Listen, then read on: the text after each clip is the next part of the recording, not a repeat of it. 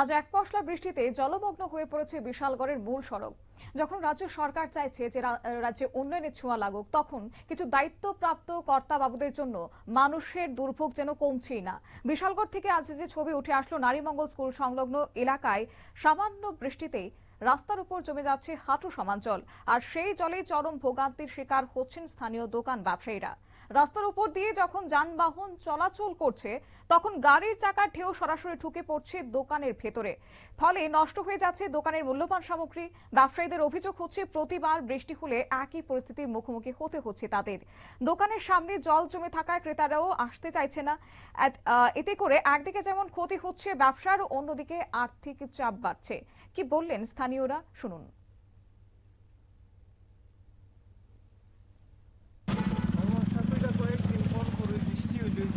জায়গা যেমন কয়েকদিন আগে বিশালগড় মেলার সময় জল জমছিল।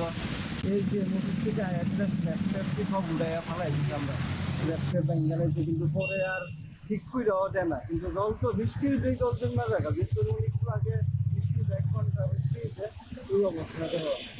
প্র্যাকটিক্যালি কালকে আমরা দোকানে ঠিকঠাক করছি, মানে পুরো পরিষদ থেকে কি ড্রেন গুলো পরিষ্কার করা হয়নি? করছিল, একবার করছিল, করলো, ড্রেন পরিষ্কার করলো। এখানে করলে তো আর হইতো না, এটা ওই পিছনের দিকে যে মুখটা যে ওইখানে করে না। জল এখানে জমছে, এইখানে আয়াদের স্ল্যাব উঠাইলেছে, কিন্তু স্ল্যাবটা তো ওই দিকের থেকে তুলছিল না, কি ওইদিকে। এই সমস্যাটা কতদিন ধরে চলতেছে? অনেকদিন ধরে, 2 বছর ধরে, 2 বছর না।